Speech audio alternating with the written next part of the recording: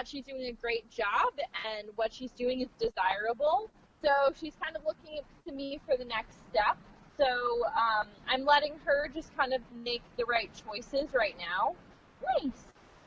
Because it is really tempting to be near all these different distractions. You can see we have tennis balls, some liver treats, some other stinky treats, Nylabones, a couple of the toys she already plays with, and then we have some glowing distractions, which everyone's seen. She likes glowing leaves and glowing items.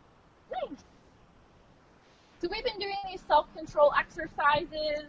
Nice. We've been doing them usually twice a day for a couple minutes each time, and we make it really fun, and then she gets a playtime afterwards.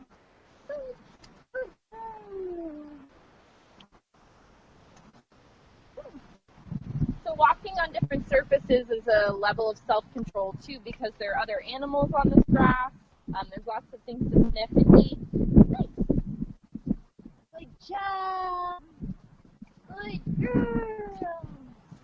All right, we're gonna give her a little bit of a break before we make it a little harder. Good job. Good girl. Yeah. No. Good job. So we don't want to ever really give our puppies a lot of leash corrections or verbally tell them no and get them disheartened about what they're doing. We'd much rather communicate and tell them they're doing the right thing more often than telling them the wrong thing. So then when we do have to tell them that they're doing the wrong thing, they know that there's another choice to make and that it's important to make that choice. So we're going to go ahead and keep walking.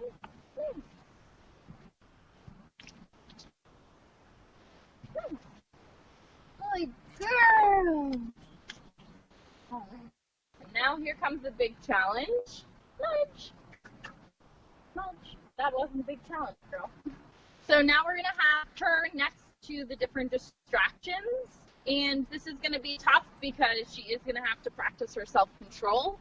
And we'll see how she does. So she's actually making it easy for herself because she's looking at me, she's making eye contact, so I'm just going to stop, nice, and make sure that she acknowledges the distraction, nice, because at this stage she's still learning. We want her to learn that there are distractions in the environment and that she has to ignore them. As she gets older, she'll be able to walk by all of these things in a smooth line, nice, and get food reward just at the beginning and the end, but right now she gets lots of kibble. Nice.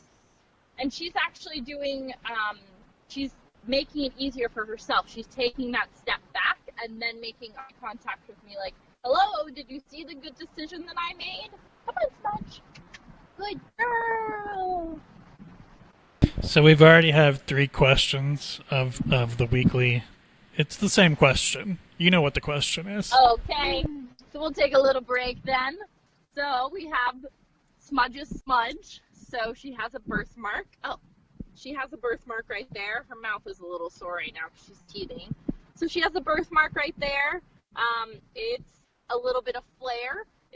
Nothing's wrong with her, and she's not hurt or anything, and it won't disqualify her from being a guide dog, but it's just something unique and distinctive. All right, come on, Smudge. Nice. So guide dogs have to face things like this in their everyday life. They often are confronted by different things in their environment. Nice. Whether it be blowing leaves, food on the ground, toys, other animals. So it's really important we practice in these artificial scenarios so they get the exposure to it. And it's okay if she acknowledges the distraction.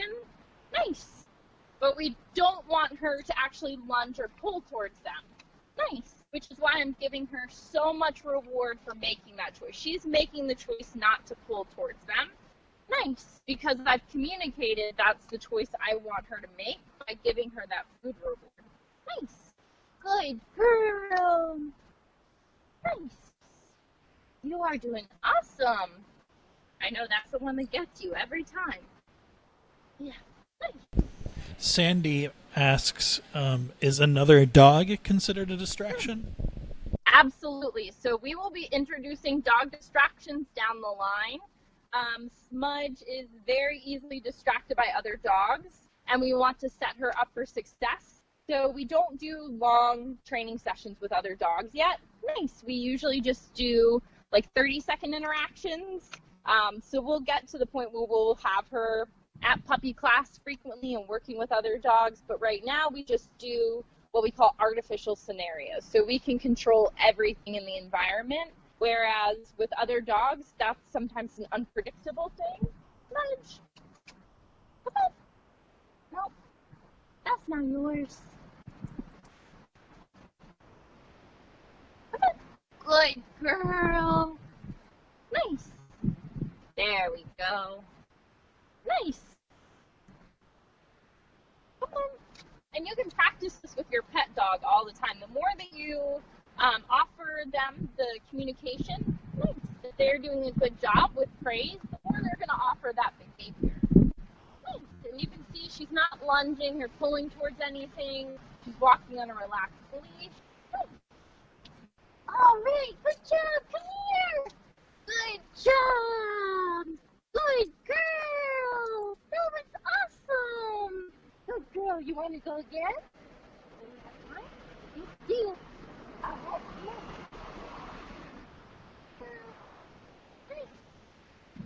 Good job. Nice.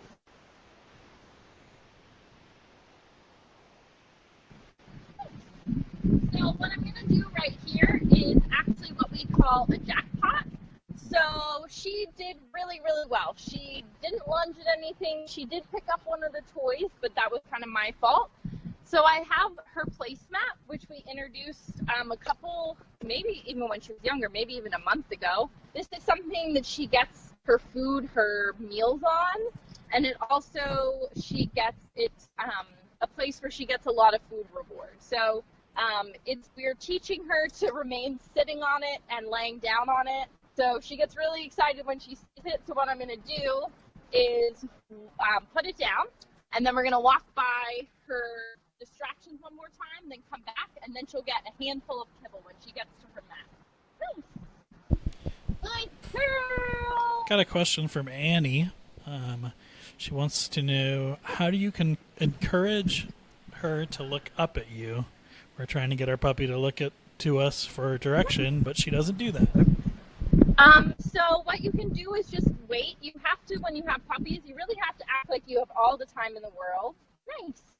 And just wait for them. And then the first time that they offer it, then so Smudge will, if I'm down at her level, she'll make eye contact. So you really want to start by sitting on the ground with them, with that scenario. Nice. And then you can move from there. So you want to practice it in a low distraction environment where the puppy is comfortable. They make that eye contact. You give them lots of praise for it. Nice. And then they'll keep offering that behavior, but you really have to practice it a lot. And for some breeds and some dogs, it isn't a natural behavior, so you really have to show them. Obviously, with Smudge, we practiced it a lot. We practice it every day. Come on, Smudge. Good girl. So it takes a lot of practice, but it's definitely worth it because it's a good way to communicate with them. So we're going to get to her placemat, and she's done beautiful. So she recognizes it. She should go into a down. So we'll wait for her to go into her down position on it. Are you going to? There we go. Nice. Good job. And then she just gets a handful of kibble. All right. Great job, Smudge. Good way to end the day. All right. Well, looks like Smudge is learning a lot. Absolutely, yeah. And we'll get to start applying it in real life. She's been doing really well in her public outings. So our next video will actually be in public again. So we'll start showing what she's been learning and how we can practice it and apply it to her becoming a guide dog. Very cool. Well, we'll see you guys next week. And, all right, sounds good. Thanks to the Guide Dog Foundation for the Blind. Check out their website. We'll post a link in the top comments as soon as the video's over. And thanks for watching, everyone.